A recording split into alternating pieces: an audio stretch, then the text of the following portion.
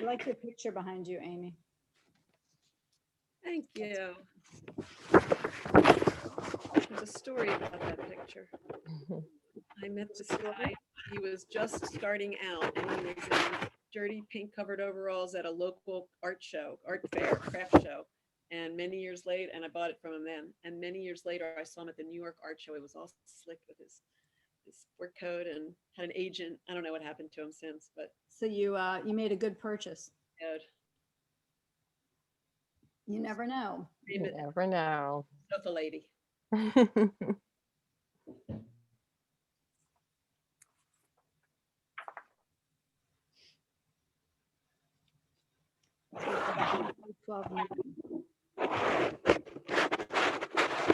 Who is that? Is that you, Jolie? Not me. Who's the scratching? Is that somebody? We could mute ourselves until we talk. It's a good idea.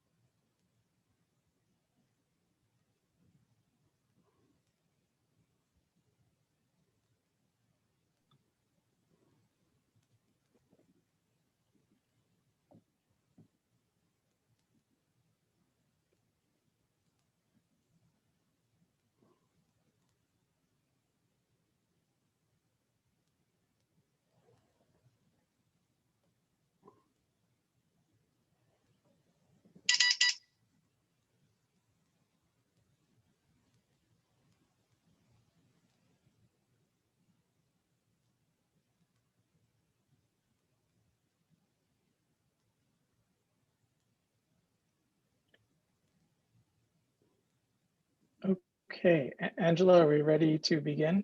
You can begin. Okay. Good afternoon, everyone.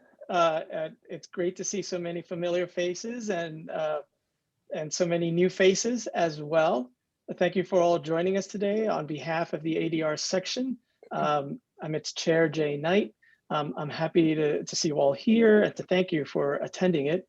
I also want to thank all the participants who are going to be on the panel and who are going to be helping you through working along with helping you decipher these things, see how these tools operate in mediation.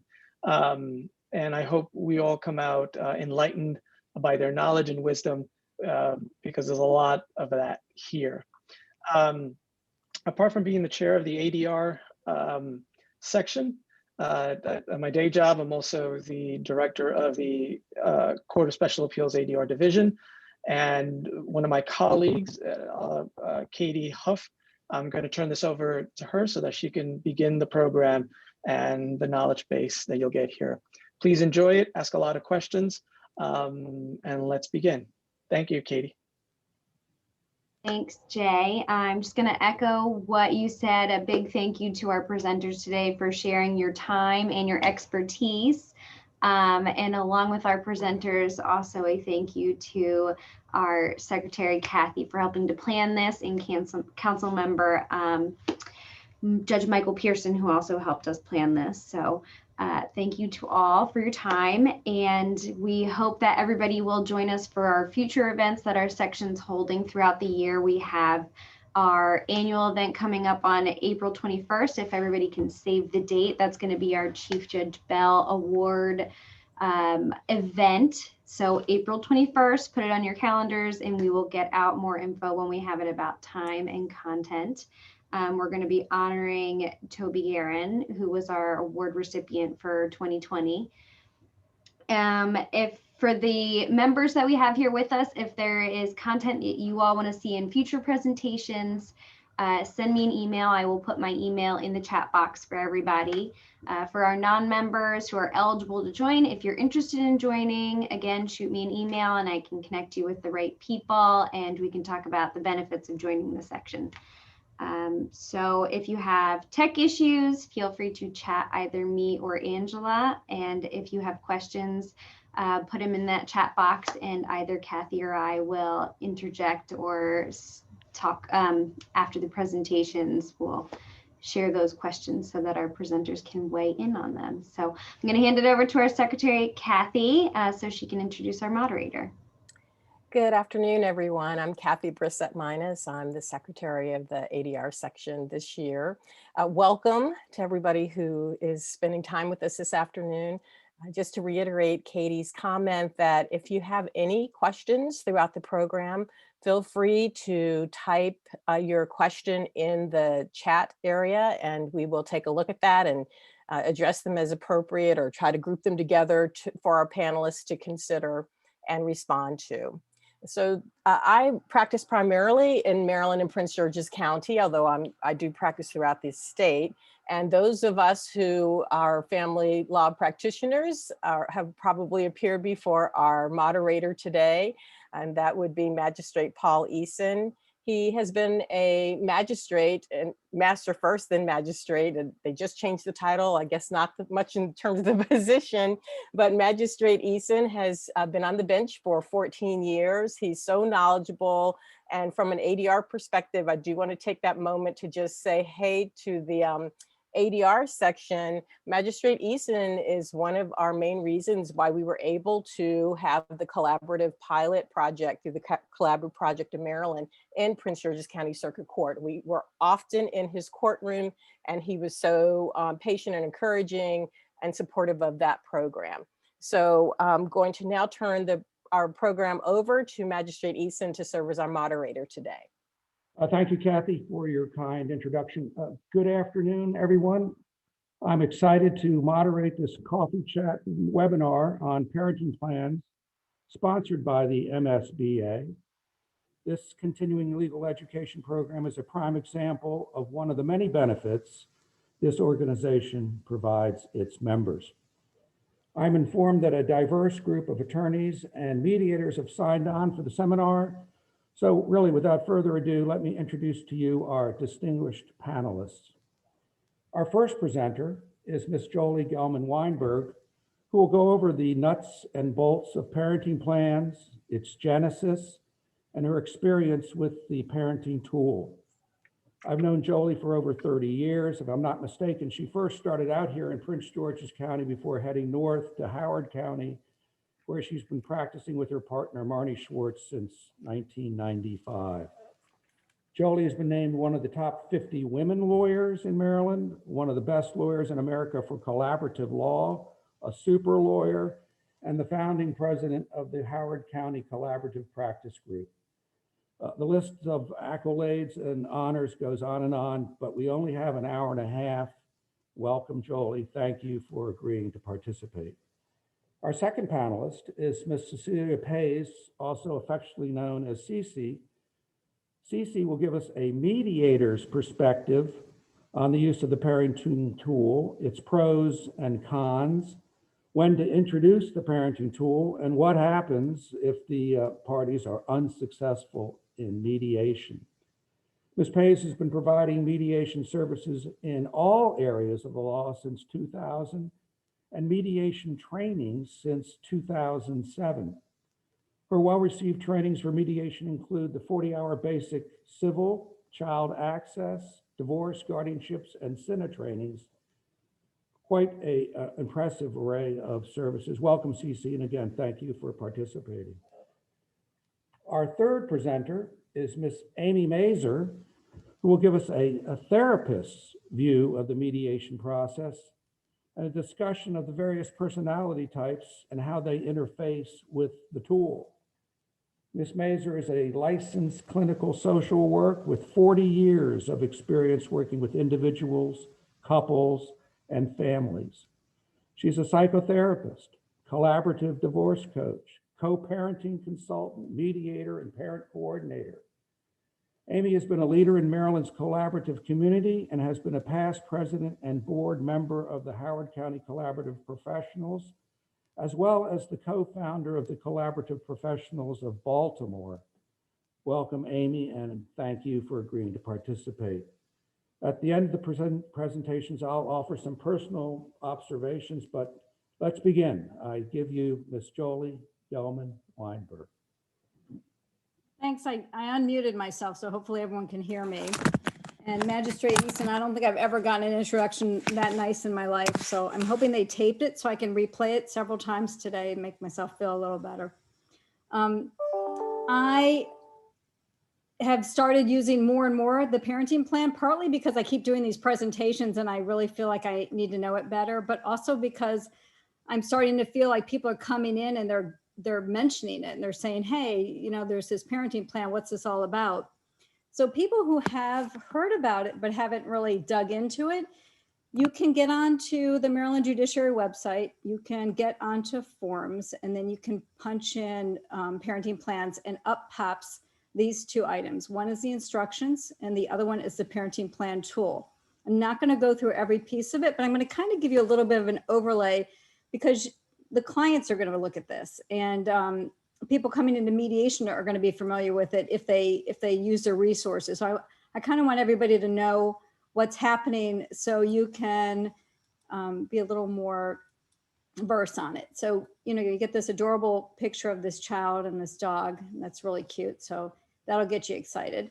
And then there's kind of the nuts and bolts of telling, you know, the potential clients, here's what this is. This is why we're doing it. This is a parenting plan. It's now required. It's not optional. It's important. How do you create it? It gives you this CCDR 109 PDF, which we're going to go to next, that people are starting to download and learn about what they have to fill in. It's almost like if you're doing a uncontested divorce and you're on the website and you're pulling up the forms to do a divorce, you're going to fill out the forms. This is exactly the same mechanism for parenting plans.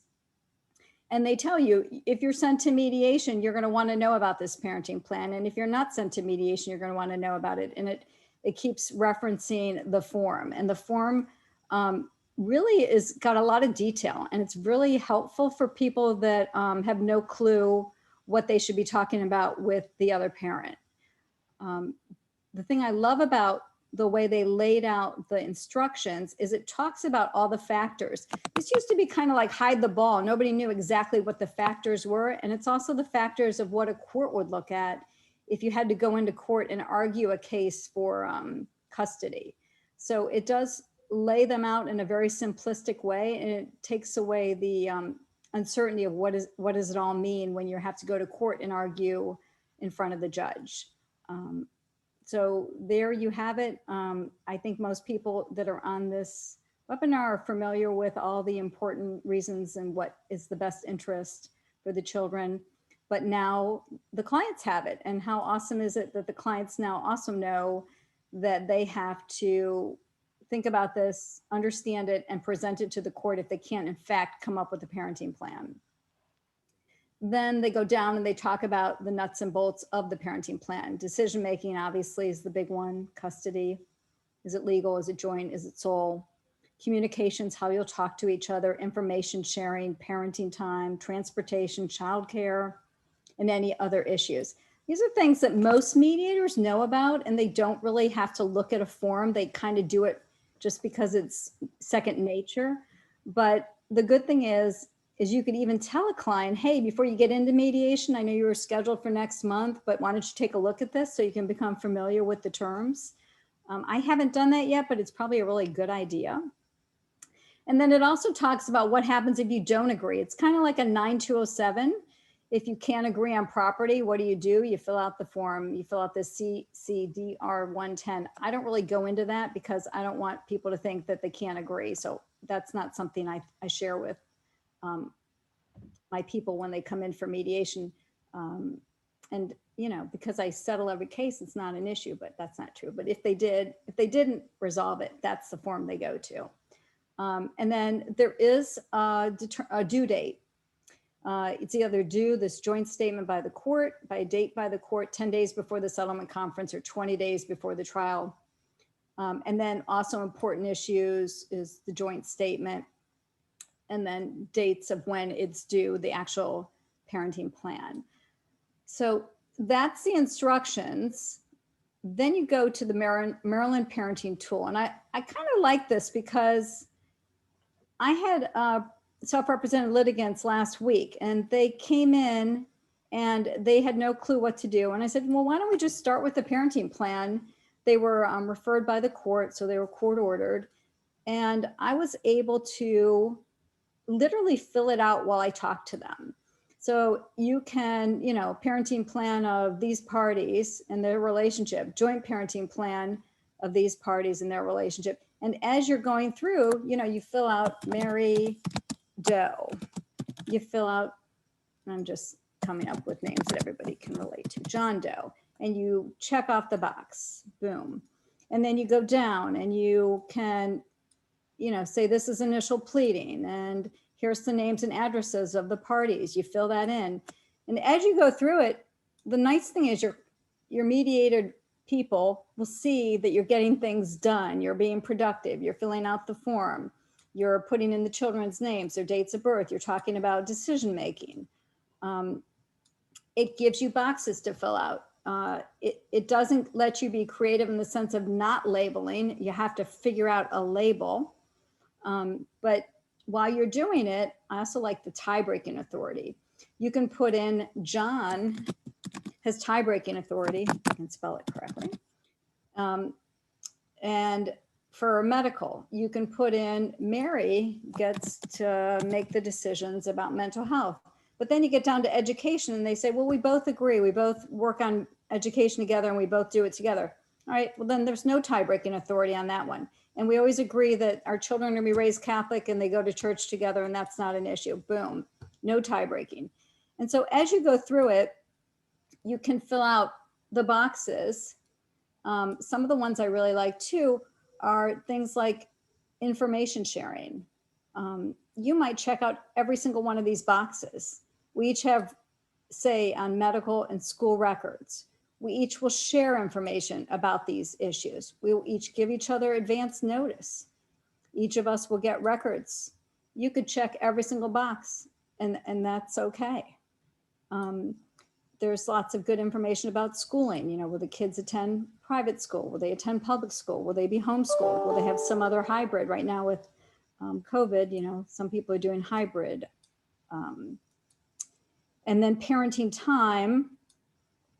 These are, you know, maybe they agree they're not going to use drugs. They're not going to use alcohol. We'll handle this for emergencies. And then the other, putting in all of the other agreements that you make. You can then fill out the schedule. How will you do weekends? How will you do weekdays? Who will the child be with primarily? And you can put, what they do is they have actually spots for children, let's say, will be with Mary on such and such a days, and they'll be with John on the other days. So you have a schedule for both of them. It doesn't feel like primarily with mom and then dad gets in every other weekend. It gives everybody kind of their own paragraph. And then you can attach a calendar. You can do different parenting times with different children. Let's say, you know, some of the kids are older and they don't really have a schedule, but the younger kids do. Holiday schedules, everybody will be familiar with this. They have lots of detail on all of the holidays. And, you know, even the even years, the odd years, every year, like, you know, obviously Mother's Day, often we put in, Mary always has every Mother's Day. John has every Father's Day. Martin Luther King Day, you might do even and odd. I'm just kind of giving you like a familiarity because most people don't ever look at these forms because they have their own kind of structure they use. When you're court ordered though, this is really kind of a wonderful way to filter through all of the issues. We had some of them where we said not applicable because they worked it out themselves. I think spring break and Christmas in the last one, they didn't really need it. They just said as agreed. And you could just put that down here as agreed or as we've done in the past. I try to get people to put down more detail rather than less because obviously the less usually brings them back to court because there's usually some, it's not in the agreement and I don't know how we were going to do it and we don't have anything. So now we need to figure it out. Put in summer break. That's always helpful too. Out of state travel. I think they did a really good job of putting a lot of detail in. It's not too much, but I also think it hits the big points that come across to the court on a regular basis. And that's, oops, I'm sorry, I just lost you guys. I apologize. Somehow that popped up. Okay, so communications, how you're going to do it. Will it be all the time? Will it be every day? Will it be every other day? Will it be certain days? How will you do childcare? Each of us will have a different childcare person. We'll agree on one person. How will you resolve disputes? That's wonderful. How are we going to talk about things? Will we go back to mediation? There you have your own PR person giving you another session of mediation if there's a dispute. And then there's the other, which allows you to put in everything and anything that maybe isn't addressed above. Maybe people want to put in something about college, or they want to put in something relating to step parents. So this is kind of the catch-all paragraph, which allows people to put more in. You could actually add a sheet of paper if you have other items. They then sign it, print it, sign it, date it, and you print it out. And boy, then they have their parenting plan. So if you haven't been using this, it's might be a good time to start thinking about using it. I personally don't use it on a regular basis, but yet in the times that I do use it, I think, why don't I use it more? Because it's really got a lot of great detail, a lot of good information. It's also a court form, which for some reason, people that come through the court system like the court forms because they know then they're doing what the court requires them to do. It's not like, you know, the mediator's making this stuff up. So that's kind of the gist of it. I didn't want to give into too much detail, but I also wanted to get people familiar with the forms and people that haven't even logged on or clocked on to see what it looks like. Now at least you have an idea of what the clients are looking at, and also what you can use as a tool in your tool shed to make it easier for you, especially on the court-ordered mediations. So I'm going to turn it over to Cece now. I don't know if I've overrun my time, but I'm going to turn over to Cece, who'll give you more of the practicality of what's working, what's not working in her practice, and whether the forms are being used, and if they are, how they're being used. Okay, good afternoon, everybody. I have a slightly different take. I have gone through the parenting plan tool and the parenting plan instructions. I like it when people have at least looked at the instructions so they kind of know what the issues are and the areas are. And I have referred some people between sessions to those kinds of tools, whether they are court ordered or not, because sometimes it's helpful for them to understand the full range of the issues that are coming up. Oftentimes in mediation, we do have two unrepresented clients. Usually when they're represented by attorneys, whether the attorneys are there or not, the attorneys themselves have discussed, and I'm assuming everyone here representing clients, discusses the potentials of the different kinds of schedules that might be available to the parties for discussion and agreement. Oftentimes, I can almost say almost every time, I've rarely gotten a situation where both parties have read the instructions and gone through the plan together when they come to me. Usually they come to me like blank slates, and especially if they're unrepresented by counsel, they're looking at me like, well, what do we do? And so having them look at things in between sessions can give them ideas as well. I do find, however, that sometimes the cons of having this presented to them prior to a mediation is that suddenly one party goes, I never thought of that. I can get 50-50. And they might have been willing or thought it was best for the kids prior to that to simply have alternating weekends or to do something else. And sometimes it does take the focus away from what's best for the kids and more towards what they want. And now they have these new ideas about it. So I generally don't use the tool initially. I ask people to talk to me about what it is that they are really looking at, and then may use some of the language from the tool to be able to fit what they're agreeing to into language that a court would want to see.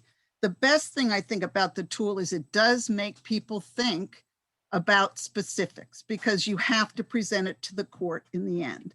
And I will say that during mediations is you're going to have to present what you think is best for your kids to a court.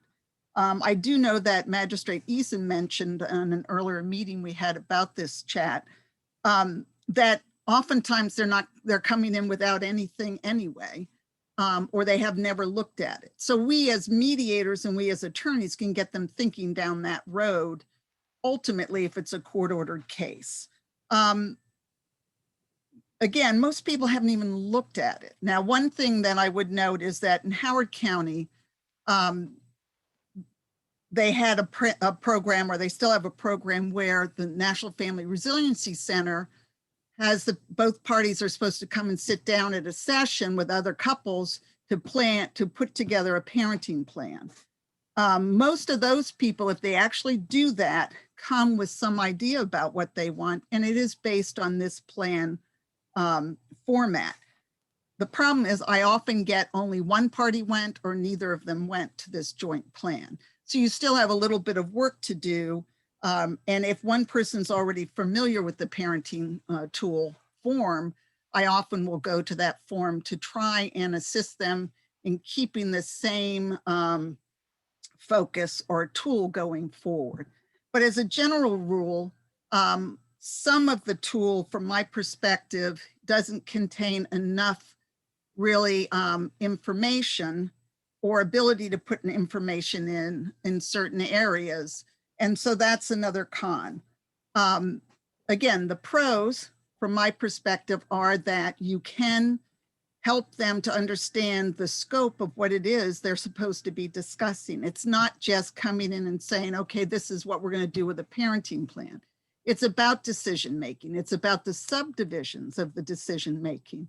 I like that they added extracurricular activities in, because one of my biases that I announce to people that come to my mediations, if their kids are really active, is both parents need to support their kids if they're in an activity of any type, and that it's not fair to the children for one parent to enroll them and the other one to say, I'm not going to support it because you enrolled them. So I like that they put that in as a major concept under the decision making. So it really does bring out a lot of information for them in the parenting plan instructions. And again, the tool being a slightly different, I think it's a little more limited. So I don't use the tool as much as I use the instructions. And I think I jumped around a little bit on that because my mind went to something, but I'm of that age, so I'm permitted, am I not? So the biggest things that I find that you need to work through a little bit more is more specifics. I know that Jolie pointed out where in the plan they ask for specifics, but they don't give as much room to write as you might really need. And so I often will use a blank sheet of paper versus the tool itself to really go through it. But I think it does present a guide for parents that can be very helpful in mediation. And like I said, oftentimes in between sessions, I will ask them to look at the instructions and come back with some idea of what it is they feel are the most important holidays, what they feel a weekend is, what their children's lives are like, you know, what is their employment like is something that's not really in there as much. So what are their schedules like? What does that mean for the kids? Other than that, I have not used the tool as much. I like the idea that Jolie just presented, and I'm going to take that away, of if you have two unrepresented clients, perhaps going through and helping them fill out the tool at the end of your session so that they have what they need to go to court with. Because that is something that I hadn't thought of, and I think it's a great idea, because it gives them exactly what they need to take to the court. And it can be helpful to the court as well to have that written out. They're going to have to do it anyway. And if you help them fill it out, it's done. I do have an aversion to having people sign things without having the opportunity of going to an attorney or being outside of the mediated setting. So I generally don't have people sign anything unless both attorneys are present in the mediation. But other than that, I think that could be helpful for two unrepresented parties. The one question I would put out there is, I often talk in my trainings about not taking over the case from an attorney. So if you have one or two attorneys and you're the mediator, and they're not there, just be careful of that, not taking the case over and having the parties either, push through a subject where they might need some more legal advice or things of that sort. And sometimes tools can lead to that, where we're just filling in the blanks. We're just filling in the blanks. And it doesn't give them as much latitude to discuss it with their attorneys or to think about it outside of the, what I call the pressure cooker of mediation. It is important from my perspective that people really understand what it is that they are agreeing to, and that they understand they're making lifelong decisions for themselves and their children in a very short period of time. And often when mental health professionals, and Amy can jump in on this, when mental health professionals say you shouldn't make major life's decision, which is within 1 year of a major life's event. And yet that's what we're asking these families to do for them and their children.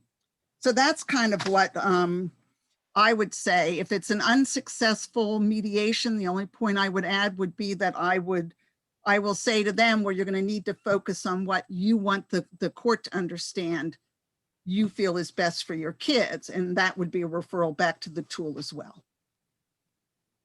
So I don't know if anybody had any questions about that, but otherwise I'll bump it over to Amy, who's in my top right-hand corner.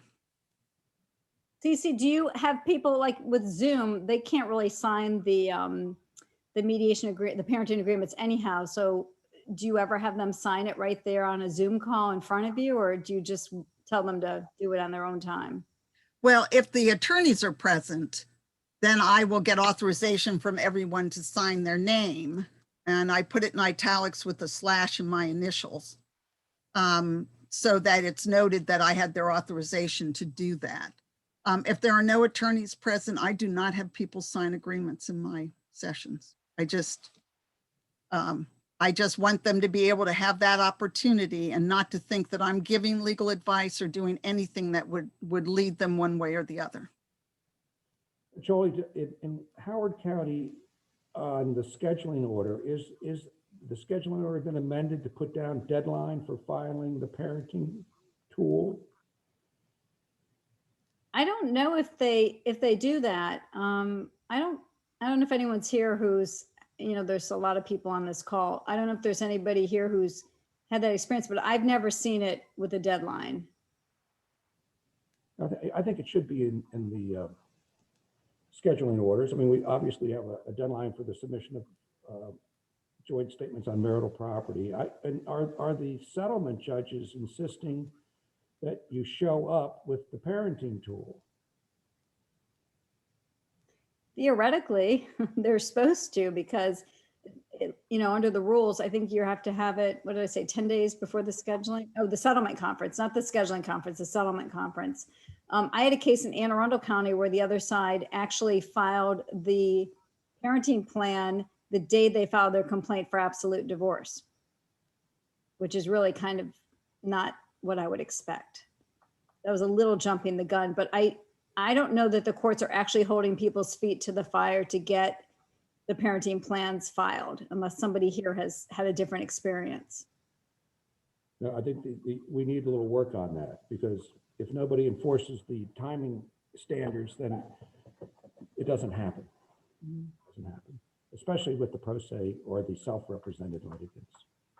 Do we have any other questions, anything on the chats or anything else that we want to address now? Something did come up about having a joint statement. And my understanding is that the parenting plan tool that Jolie was showing, where you fill in the blanks, is the joint statement that can be filed. Correct. Am I correct in that? I think that's correct. Like if they do reach an agreement, that's the tool that you submit to the court and they both sign. But if you don't reach an agreement, that's that. I always get my numbers wrong, the CRDD, whatever that number was that I mentioned earlier. And that becomes like a joint statement, like property, where you agree on this, you don't agree on this. And then, you present that to the court. So the court, then when they try the case, they already know what the parties agree on, but then they have the part that they have to try because they don't have an agreement. So, Cece, when people show up with the parenting tool, do you say, oh, I don't use that, I got my own thing? No. If they show up with the parenting tool, and that has happened, where they just want to work through the final issues with mediation, I let them use that. I use that as a guide. I use that almost like an agenda item. I let people use the tools that they want to start with, and only kind of nudge them and, to use these, look at these kinds of issues when they come in without any real thought or planning around it. But the tool, whatever tool they come in with, whether it's a proposal, counter proposal, a draft agreement that they've put together themselves, or this tool, I will use the tool as a guide. Cece and Jolie, we have a question. Have you all added an addendum to cover any avant-garde agreement or arrangements between the parents with the plan? I have not done that as yet. My expectations are that it will come up more the more that the tool is used by parties, either at the first, they come in with it, or they look at it in between sessions. I would do that. I like to let people use what they're familiar with, rather than say, okay, well, no, let's use my forms. I've got a form parenting plan where you can put things in. So in that case, I would, I think the instructions even say you can add, you know, an extra page to really thrash out details that might be different from the normal settings. And That also could be used, I think, in, I'm sorry, Julie, when you're talking about the general schedule, the regular schedule, they don't always fit into those neat little boxes that they have. And you can use an added piece of paper to say, this is what we're looking for. I agree. And I think that when I get a mediation where the lawyers are involved, I think they have their MSA and they're working on it and they're making their changes and they're adding and editing. And I think it's more the self-represented litigants that walk in and don't know where to start. And that the parenting plan form gives them more than enough to work with. I don't know that they need extra pages because I think that is more than what they anticipated. Very good. Any other questions?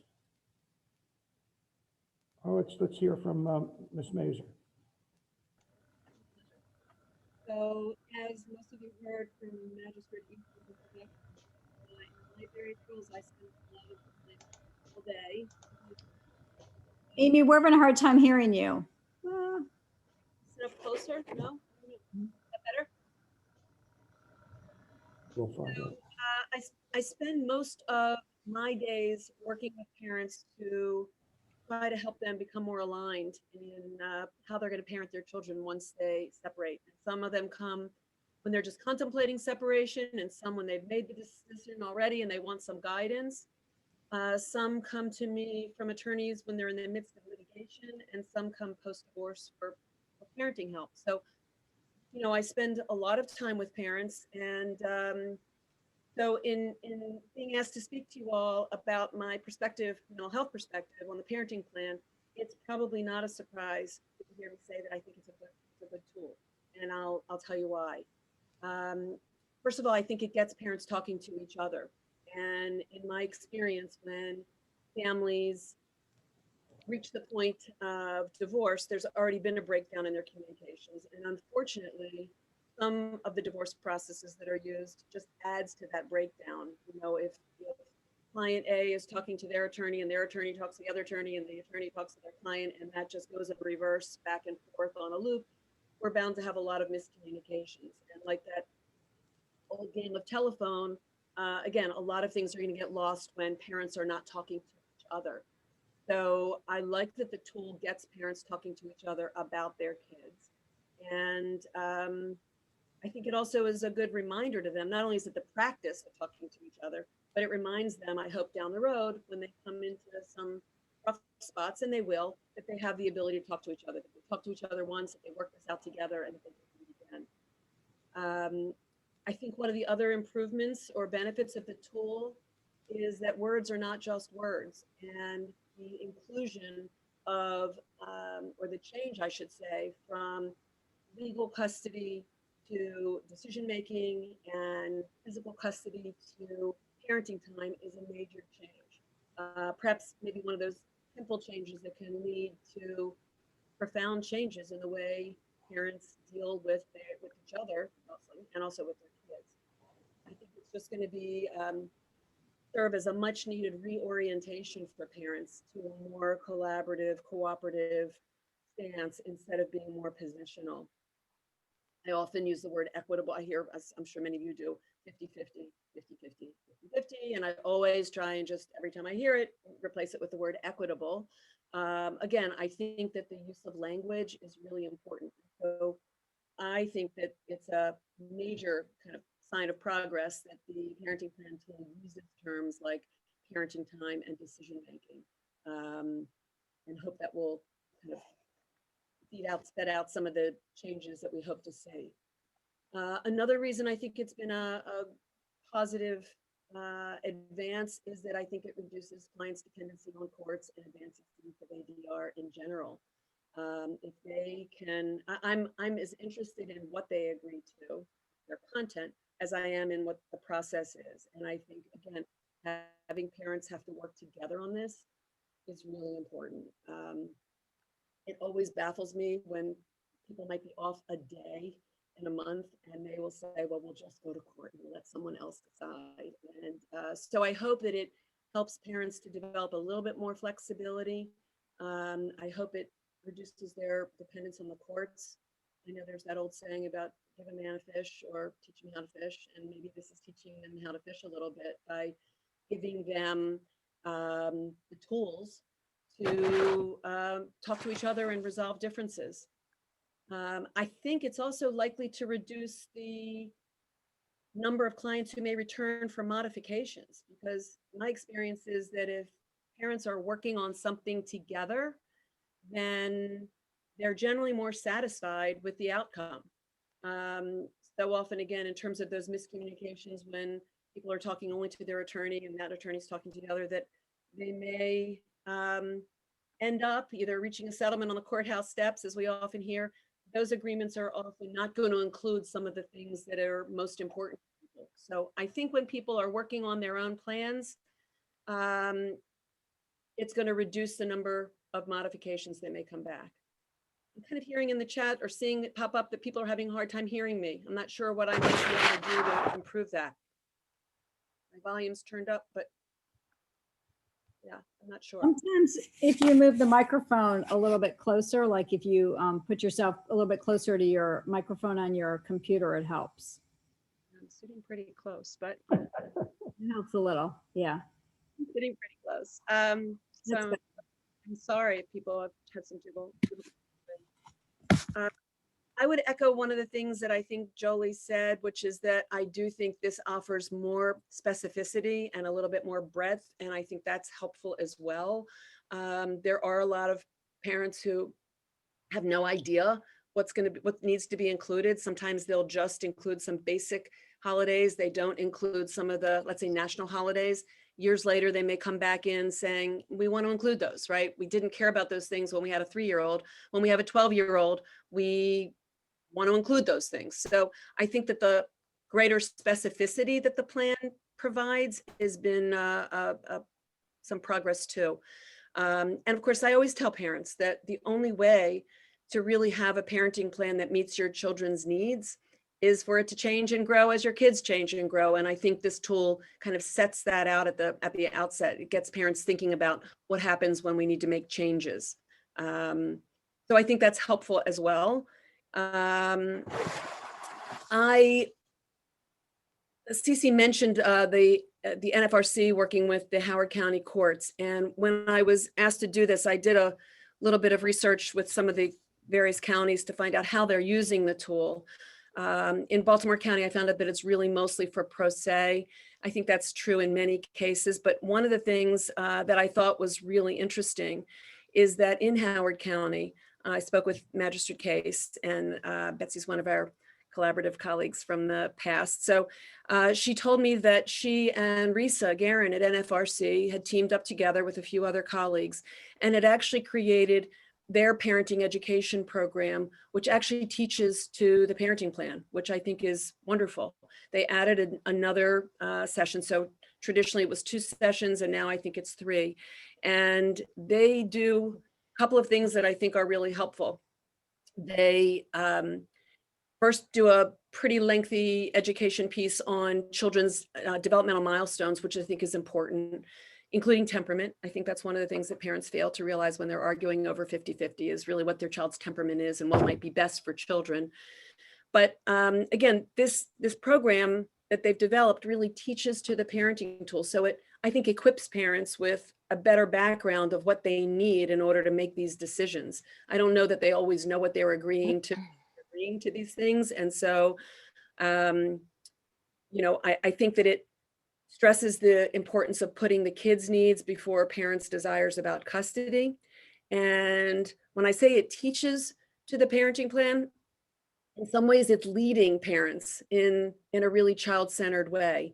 It might say, not is it important for our children to have relationships with extended family, but it'll say, how will we ensure children will maintain relationships with extended family? So it's suggesting kind of the right answer. And so I think that's really a really nice development. It's something that maybe other counties will adopt at some point to help parents kind of be thinking more about how they might approach this with a better knowledge base. So I think that's really interesting. I know it's been said that it's not divorce that screws kids up. It's how people divorce that has the potential to screw kids up. And I think that's really true. So again, I think that this tool is going to have a lot of benefits for families. I think many will need the help of a mediator or someone to kind of walk through it and really help make sure they understand what they are agreeing to and how it might be used in different examples. In terms of personalities, I think that there are going to be some families, as we know, that are going to do very well with this. I hope a lot. But I think we all recognize that there's going to be a number of families who are just not going to be able to do this work together. They're going to stay in a positional place. They're going to be too rigid. Their rigidity is going to make it very difficult for them to work cooperatively or even entertain an idea other than the one they came in with. Whether I don't necessarily want to talk about personality types, but perhaps some traits that might make it difficult. Again, that rigidity, black and white thinking, that's going to be challenging for people to consider some other position or perspective. Some of that is fueled by people's kind of basic personality types. Some of it may be fueled by some circumstances, right? Some people are really angry about the place they find themselves. And Cece mentioned about maybe not making decisions in the midst of a major life trauma. And for many people, this is traumatic, and they may not be thinking really clearly when they're coming in. So I think the circumstances may fuel some rigidity as well. And sometimes parents, and this is perhaps the hardest thing that will be for parents to resolve on their own, they have a different perspective on their children's temperament. It's just not necessarily something that parents will agree on. Parent may say, she's really anxious and she really does better when she's in one place for school nights. And the other parent will say, well, I don't think she's anxious at all. I think that's the way you see it, or that's your problem, or so I think that temperament and there are going to be some parents who just won't see their children the same way. And they're not going to be able to use this as well as I think it's intended to be used. So Amy, with respect to the COVID, do you find that people now want more 50-50? I can be home just as much as the mother, and I can handle Zoom class. To be honest, I don't see that it's changed that. I think there were those parents who were saying the same thing before, even though they were going to work very early, coming home late. Suddenly they say, I can do it. I can. So it may be that COVID has provided opportunities for parents who may have been spending time at work to see what happens in terms of a kid's day, to be more a part of a kid's day and more a part of homework. I have seen long before COVID, the same kind of push for an equal or equitable schedules. And I don't see that as being increased. I do think parents may have a better idea of what that might entail and what it may look like. I think parents who spent a lot of time at work now have a better idea of what their kids eat for lunch and what their homework looks like, or, things they may do. But I still see a very high push for equal schedules. I think more people ask for 50-50 now with COVID, though. I think more people are home and they say, well, I can lower my child support because I'm home, and I can ask for 50-50 because I'm working from home.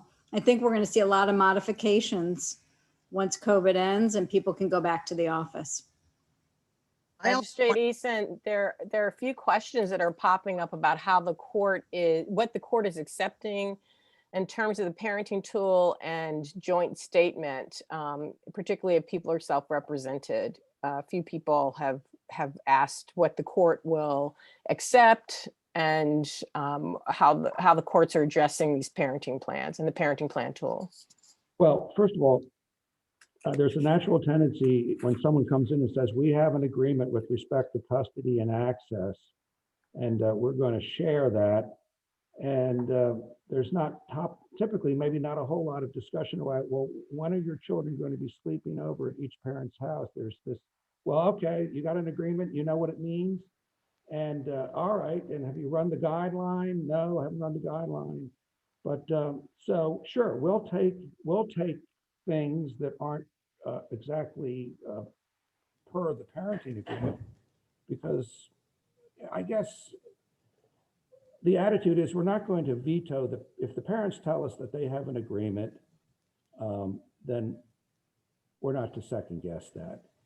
Now, the problem is that in the majority of the cases, they'll be back. They'll be back over passports. They'll be back over somebody cut their kid's hair when they were at the father's house.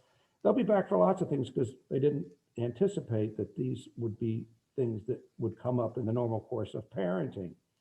So the idea was to force people to confront these issues that are a part and parcel of parenting up front, knowing full well that that might create more litigation up front, but less litigation on the back end, because we now know that dad's new wife is not to touch the daughter's hair, and that the hair is all going to be controlled by the mother.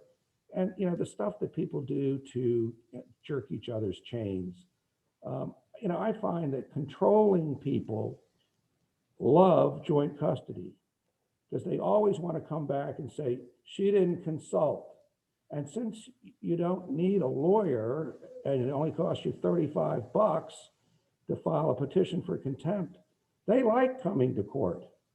And so that's why I was curious about what Amy was going to say about when you can identify a controlling human being who insists on joint legal custody and says that we can agree. I don't know what you do on that, but in any event, we'll take what you give us. We're not going to say, well, this is not sufficient. You haven't addressed parenting time in the summer. We're not dealing with it. We'll take it, but knowing full well that there's a risk involved. Hopefully that answers the question. I think that's where mediators, however, can be helpful, especially for unrepresented litigants. We can ask those questions around the parenting plan. Well, what would that look like? So talk to me specifically. You say 50-50, what would that look like? Those kinds of questions. And I think that we can get them to look at each of the issues. And I've even said, well, the courts are going to want to know what your answer is. So why don't we talk about it? What is your answer? I don't tell them what an answer is. I just simply raise the issue and say, so what do you think? And if they need time to think about it, I definitely give them time, but I make sure there's a deadline of another mediation session for them to come back to try and keep them moving down that road. I did want to just kind of let folks know as an aside, what the COVID I've seen as a mediator has created is the need for phases, because, these people want to do what they want to do now. Well, I mean, the prayer is that COVID will be over soon. And then what does that look like? Let's assume for the fall, they're going to go back to school and everyone's going to be vaccinated and the world will be back to hunky-doryism. But what is it going to look like then? And that's when you get back to the discussion you usually have about, well, where do you live? What is the travel time? What does it look like? What is your work schedule like? Those kinds of questions.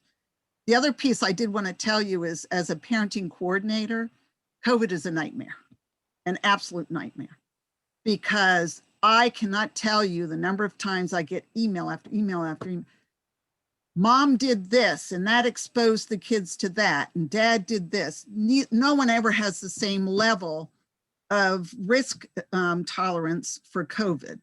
And I'm hoping that that doesn't taint later conversations, because we've been discussing it this way for so long in this setting. And so that was just an experience I wanted to share with everyone, because I think I'm going to go find a desert island somewhere. They also blame each other. So if God forbid kids get COVID, of course it happened at dad's house or mom's house or the boyfriend or the girlfriend. So it's almost like this tainted thing. Mm-hmm. And I can tell you, because I have family members that have COVID and gotten COVID, it's like nobody really knows at this point. I mean, you really can't trace it, but I can tell you in a contested case, they immediately use that as an excuse why the other person shouldn't have custody or access. Wow. Exactly, exactly. And I had former clients call me just in a general custody case at the very beginning of COVID. And I said, call your pediatrician. I threw them under the bus, because if your pediatrician says that their health issues aren't so great that they can't go back and forth between the homes, do that. But I'm not gonna say, even as a parenting coordinator, this is my decision about COVID, because heaven forbid somebody gets COVID and then suddenly it's my fault. I can't even make the decisions for my own family. What is the court saying, Magistrate Eason, about people that come in and say, I want, my husband or wife not to have any custody because they're working in a hospital or a warehouse or something like that? Well, that doesn't resonate. I mean, these people are performing valuable services. You can't say that a fireman or a police officer or anybody who's out in contact with the public loses access. I mean, people come home, they shower, they quarantine. I just think that people who are looking for reasons to deny access will use COVID. Mm-hmm. And that's Absolutely. my personal opinion. And I don't, so we get contempts. Gentleman came in, I haven't seen my kids since March. So those things come up. I guess that's the part of the personality types. Give me a reason to do something and I'll do it. And that just goes back to attitudes that have nothing to do with the children and everything to do with the parents. There are people out there who can never get over the bitterness, never move on, never think that it's about the children and not about who was at fault in the breakup of the relationship. And that's the sad part, because that's what we see. We see people who are wounded, angry, and want to get revenge and use the courts on occasion to exact what they think would be hurtful to the other person. And that's just, unfortunately, some of the things that we see on a daily basis. That just goes with the job. Sad, but true. I wanted to piggyback on something that Cece said, because I think it is really important. And one of perhaps the challenges where having a mediator help work with parents on this would be helpful. And that is on the schedules, because I think that people often come in, they've done a little bit of research and they know what some of the traditional schedules are, but they need help in being creative to find what's really going to work best for their family. It may be a graduated schedule. It may be a step up or step down, depending on kids' responses to schedules. Again, it goes to where parents don't necessarily see their kids in the same way in terms of temperament, but I do think that we can help them in terms of being more creative to come up with schedules that are not going to be just a cookie cutter, one size fits all approach is going to be one of the drawbacks. And one of the things that I think all of us who mediate with families are just going to have to help them consider when they come up with schedules. I think it's a great tool for us as mediators, because it does almost give you a checklist of what you should talk about. And sometimes we get into mediations and we don't think about some of the side issues. And I think it is helpful from that perspective. And I just wanted to also say, I think the instructions are extremely well written. I agree with Amy on that. The way they use the terminology, the way they set it up, when Jolie was showing that you can have tiebreaker on individual decision-making areas. Those are the types of things people don't really know or understand when they come in to an attorney or to court or to a mediator. And those are the kinds of things where it can be helpful to say, well, go and read this now, instead of giving them a whole book to read. I can refer to the instructions. Read the instructions. It'll give you an idea what most people think parenting is about. The Maryland Judiciary also has a couple of very nice videos on their site that I think are really, they're for parents, they're for lay people. And I think that's a really good resource that helps them understand why they need a parenting plan and what kinds of things are involved in it. So that may also be a resource for some parents. Could you restate the resource? It's on the Maryland Judiciary. Okay. The videos? Okay. Do you find that if you have a 16-year-old and a 6-year-old, you should do 2 parenting plans? Yep. Yes. I wouldn't necessarily be doing 2 parenting plans. It depends on where the issues of divergence might be. There might be some specific differences, but I wouldn't necessarily think it's 2 separate. But I've also had parents who have children who have reached the age of majority, as well as children who are minors, and they want to acknowledge that those kids are going to follow the same schedule, even though we all recognize they aren't forced to, but that's their intention that they want to state.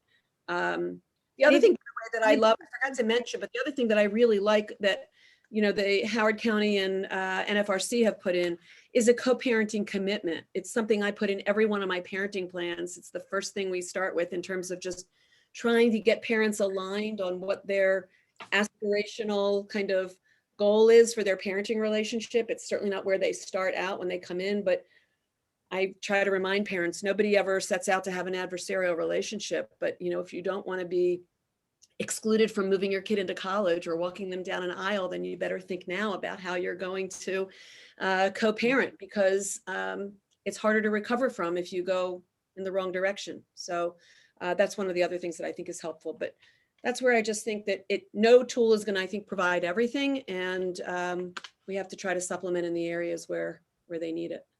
What about, do your parenting plans contain the contingency that you can't file anything unless you go back to mediation? Yes. We get that I a have, lot. yeah, I have the perpetuation of CC clause, which is if you reach a disagreement before you go to court, you would return to CC or another acceptable mediator. Same. That's frequently ignored. Not CC, but in. Yeah. Oh, I'm ignored now. Magistrate, do you find yourself ever enforcing those clauses? Well, if it's totally obvious that it's going to be a complete waste of money and that they'll never come to an agreement, then I might just go ahead and hear the case. But some people have said that those agreements are against public policy, that people should be able to have access to court, not have to have these job protection provisions of the mediator. So it just depends. I mean, if they have lawyers and you expect them to read the agreement, and if the agreement said you're not to file any complaints or motions prior to going back to mediation, then yeah, I think you can hold them to that. Again, it depends. We got to remember, and we hear everything here in Prince George's County, and easily 60 to 70% of the people have no lawyer. So where the magistrates differ from the judges is we hear everything but 3 hours or less. So everybody else gets settlement conferences and trials before a judge. And that's where the difference is, because that's just what it is, unfortunately. We have a couple questions in the chat, but first I wanted to give you a chance, Magistrate, to give us your view from the bench on this, and then we'll tackle the questions that everybody has. Well, I think it's a great idea. I think it's a work in progress. You got to remember, it got rolled out in January. We were having meetings with the lawyers about what was expected. And then came COVID. And then we were shut down from March 12th till June.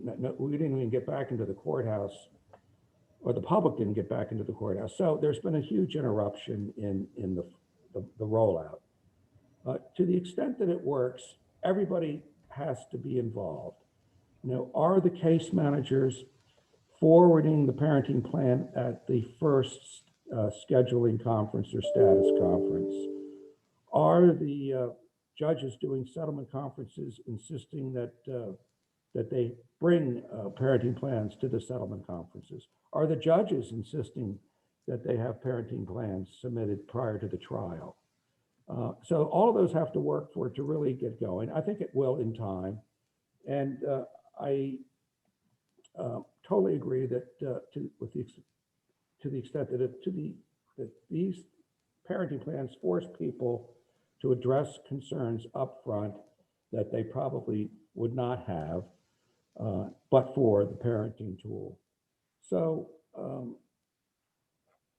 it depends completely on the county, what's going on. I know what's going on here. I have no idea what's going on in Howard County. I do know that we have status conferences for everyone who files a complaint without the assistance of a lawyer. And I stole this from Lisa Mohank up in Howard County, because we need to tell people what is expected of them. And they don't know. They think that the court's going to serve the opponent. They have the idea that they're going to get their divorce on the day of the status conference. So the idea is we're just working with people. We're trying to get them to be proactive. And, you know, with the advent of forms, without the screening process of a lawyer, especially with modifications and contempt, there's no skin in the game. I mean, it used to be, do you want to spend $750 because your kid didn't come home on time on Sunday?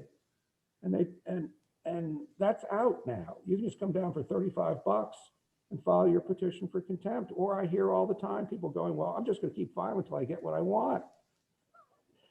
And so we are deluged on occasions with repeat motions, especially in the child support realm. You know, I didn't get what I wanted. So I want 50-50, et cetera. So yes, I mean, the parenting plan should be encouraged, should be promoted, and every part, the mediators have to do their part, the court has to do their part, and to the extent that everybody is encouraging and enforcing the parenting tool and the deadlines, things will get better, and I think it's going to be great. And it is better. That's what I say. Registrar, what do you think the mediators' roles are with this tool? Well, I would hope that the mediators would use the tool, and that would be my wish, that they would come in and they would do their mediating and use the tool and make that standard. Now, we have a lot of mediated agreements that are nice, but a lot of them have fluff in them and don't at all address issues that I've spoken before about that will come up in the normal course of parenting. So it's my wish that all the mediators would use the parenting tool and submit that as their parenting agreement. And that will provide uniformity and consistency all through the state. But we have had pushback when we asked the mediators, well, are you going to use the tool? No, we're not using the tool. We're using our form. It works. So there is no rule that requires the mediators to reuse the tool. So to the extent that I have any influence, I think using the tool is preferable. Right, Cece? I agree.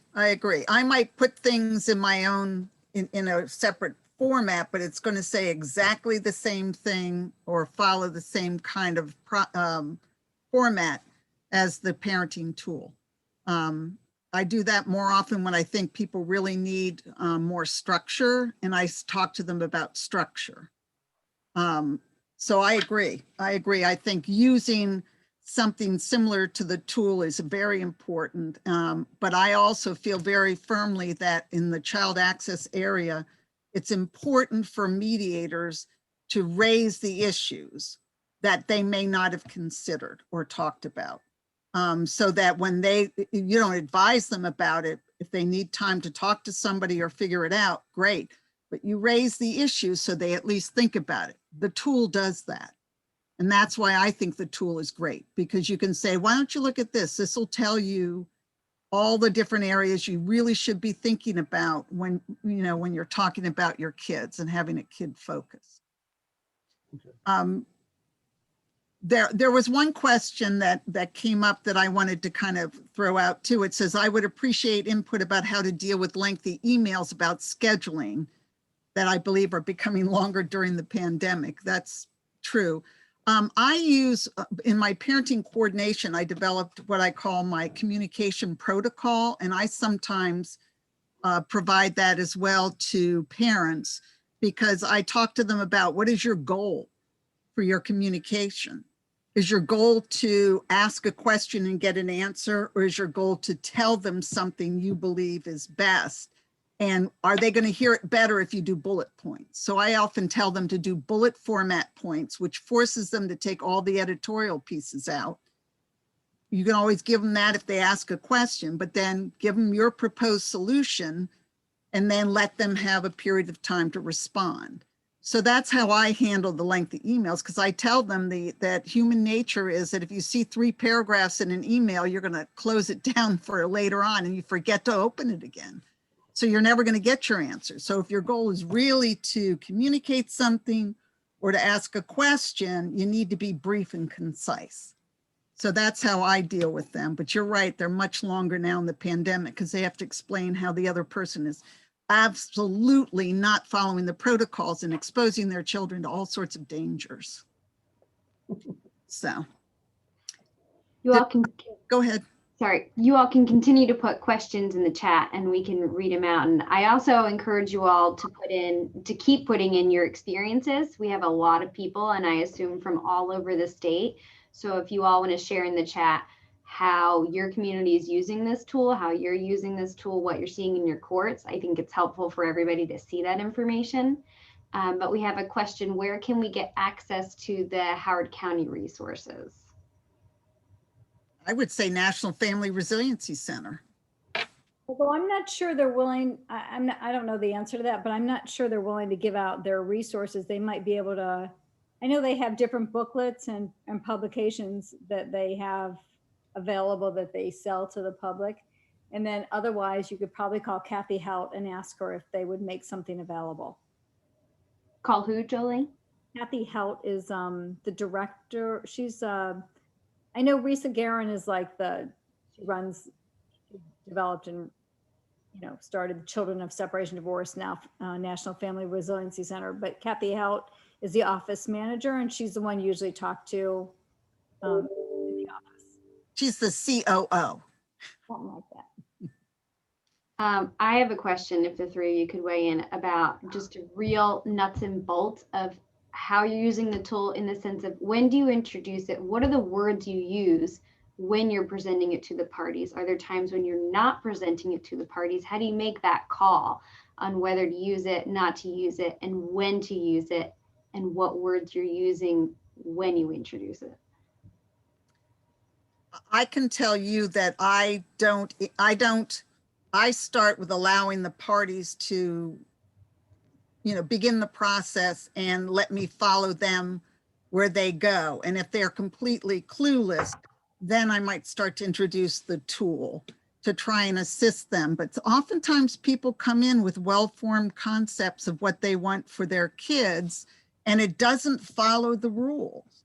I mean, I had a couple come in one time, and because they were both 12 to 24 hour, one was a fireman, one was a nurse, they did every other day custody of their 4-year-old because they set up their schedule so that there was always a parent home. Now, as a general rule of thumb, a 4-year-old, that's usually not considered a good schedule, but they had set it up that way. So I feel it's important to find out from them first where they are, what they might have agreed to, what they need, and then use the tool to fill in the blanks for that. When you introduce the tool, what do you say? Do you say, here's this form, what are we going to use it for? What are the words you use? Well, I mean, when I've referred them, most of the time I only refer them to the instructions. Then they sometimes find the tool itself as well, because I like the instructions and how they explain really what you're talking about. So I'll say to them, look, if you want information or more information, go look here. Here's a form you can go, it's free, download the information and read through it. Are either of you proponents of parenting time guidelines that are just like child support guidelines, that the appropriate access from a 0 to 6 months is X, from 6 months to 1 is Y? I would say no. I do a lot of research in that area because of the child access mediation trainings I do, and I've worked with mental health professionals as well. And I find that the biggest issue is if you followed the recommendations of most, mental health professionals, or like Piaget or Erickson, who are the like the gurus on child development, it doesn't fit what parents want. It doesn't fit what parents feel their kids need. For example, under the age of 2, they talk about short periods of time every day or every other day that the non-primary parent should come in. First, that one parent's not going to want to be called the non-primary parent, but the other is, how do people do that in a normal world where they're living separate and apart? Yes. And I have many people come in and say, let's do alternating weeks for the 1-year-old or the 6-month-old who's breastfeeding. I think Cece's right. I think you have to use the parents as your guide. And I think the literature is old. I think nowadays people are way more open-minded to the 50-50 or some variation of a lot more time. I can go back to when Magistrate Easton was a practitioner, and I was down the street from him and one of the other townhouses, and Dad got every other weekend and maybe a dinner visit, and that's the way it was. And I think nowadays you kind of have to take the lead from the parties, because mom might work as a nurse and have night shift and just can't do the overnights because she's not available. So you can't really assume anything. I agree. And what about, do you have any thoughts about the presumption of joint legal custody? That all parents are presumed to be capable of being joint custodians of their children. Again, I think I wait to see what they have to say. I think that a lot of times people come in with a real strong notion of one thing or the other, and you have to try to find that middle ground based on discussions between the parties. Well, Keith Chiswick would testify before the legislature. He says, look, the cases that go to trial are a perfect example of people who are unsuited for joint legal custody. People who can handle joint legal custody have already settled months ago. Judge Dudley said the same thing in Howard County. He used to say, if you're in court, you don't get joint custody. The fact that you're here already tells me a lot. Exhibit A, yeah. Amy, did you have something? I was going to say that one of the things I'm finding perhaps more currently or in the last year or so than in previous years is the number of parents who have almost no relationship prior to having a child. I mean, their relationship has been very brief. And of course, then it's really kind of the conflict is added because of, trying to sort out access. I think those parents don't really have a good shot at joint legal custody because they have no basis for any relationship. And it becomes really problematic for kids. And again, I think those are, to your point, those are the ones who end up in court. No matter how many efforts, how many meetings we have, they are the ones who just can't ultimately reach an agreement. I've also had couples that come in who just simply can't hear each other. They're saying the exact same thing in different ways, but they just can't hear each other. And I do think it can be helpful to let them chat and figure out what it is all about. So that can be helpful, even with the people who are, I call them the oops, I had a baby couple. So we all know where that comes from, right? Well, we have more COVID babies than we anticipated too. That's the other thing. No, I'm finding many more COVID divorces than babies, but. Ugh. There might be more COVID babies coming out too, though. Unanticipated babies. I will tell you one tool that I've used on maybe 2 occasions since I've been mediating, and that is when parents get really bad, I look at them and I say, I'm going to ask the court to give me your child, because you certainly are not going to be able to allow that child to grow in a safe environment if you fight like this. And it actually worked. I've never offered that, Cece, ever. I know. I can just see me coming home with a baby and looking at my husband going, oops, look what happened. I'd love it. He'd probably shoot me, but that's all right. All right. So there were some other Were there other questions, Katie? I find that the mother often comes to mediation with the presumption that it's better for the child to spend time, the majority of the time, with mother, and they think the courts are always going to agree. There's a question. Any thoughts? And I'll add the twist of the mom that comes in and says, well, I'm breastfeeding. There's no way dad should have overnights right now. So if anybody wants to share their experiences with those. I'm just laughing because for my child access training, like one or two people are on or taking it starting Friday. I use the la leche concept in, what does that mean? Because I had a friend who breastfed her son until he was 5. And that would have been interesting if they were divorcing. So Again, if you want reasons to keep the father away, there's many different techniques. First, you say he's not the father and insist on DNA. That'll hold things up maybe 6 months. And then your breast pumping doesn't do enough to get you to overnights. I mean, we hear it all. So yes, if you want to have your child have no relationship with the father for whatever reason, there are things that you can do and not do to keep that from happening. That's true. But I've also found that there are more and more magistrates and judges who actually take that as a negative for the child and says, if you're blocking the other parent in all these ways, then you're not putting the child's best interests at heart. And it could result in a change of custody. Right. After they're deemed to be the father. That's true. I tend to be dealing with divorces, so you usually assume that they are, or when they come to mediation, that both sides have accepted he's the dad. One question that the one statement I wanted to kind of bring up that Carol mentioned that I thought is also an important concept is that forms don't serve as legal counsel, and that relying on forms can sometimes have people think that they'll be fine, but they may not understand the actual underlying legal concepts. And if people don't have legal counsel or they say they can't afford it, I always refer them to civil clinics, family law clinics at their local courthouses, because I think it is important that they understand the impact of the documents. So thank you, Carol. Okay, do we have any final statements from our panelists or any final questions from the chat box? Thanks for coming, everyone. Yeah, and thank you, panelists, for participating. It was great. Appreciate it. Thank you. Made my Thank you, job. everybody, for coming. Any and all comments are accepted.